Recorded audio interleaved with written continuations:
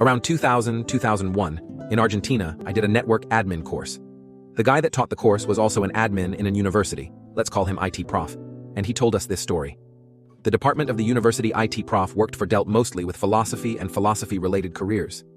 And it was around 95% female students, mostly high school graduates, but also a lot of people that, once retired, started the career as a hobby. In Argentina, university can be free of charge. In Argentina, IDs are numbered and sequential. So, for instance, if an ID starts with 28 million, you can estimate what year that person was born in. There's only one caveat. Foreign-born people that have gained citizenship get a number that starts with something like 80 million. The dean, let's call him Creepy Dean, at that department was a 50-55-something old dude with, you guessed it, a pretty creepy behavior. IT prof could access browsing history of every single person in the department, and, let's just say, his wasn't pretty nor university-related. Creepy Dean taught a couple of mid-career courses. He was one of several professors that taught these courses. Every year, each university assigns the students to the courses they ask for, and divides them between all available professors. Sometimes this is done by hand, sometimes it's randomized somehow. This is handled by each department.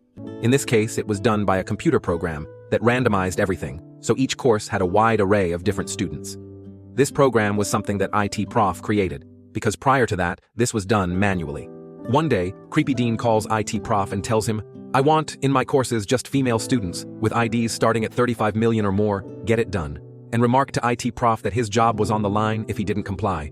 Since 95% of the faculty was female, this is a creepy request, but Creepy Dean knew that it wouldn't be as notorious. He could always blame it on chance. And, at that time, this behavior was not something that could have gotten Creepy Dean fired.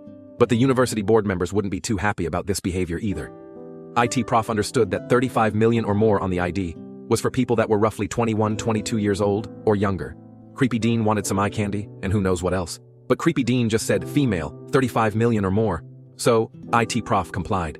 He assigned all foreign female students, with IDs starting 80 million, and all older than 65 to Creepy Dean courses. Creepy Dean was furious the first day of classes.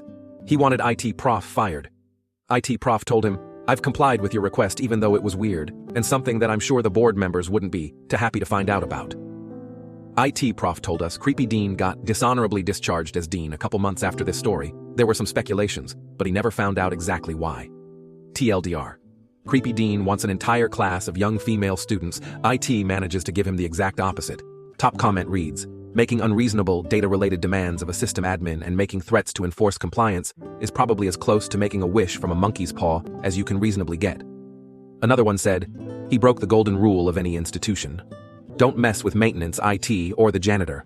They all tend to have the keys to places you don't even know about, and they can all make your life very, very uncomfortable." Hope you enjoyed this malicious compliance story. Tune in for more. Danke.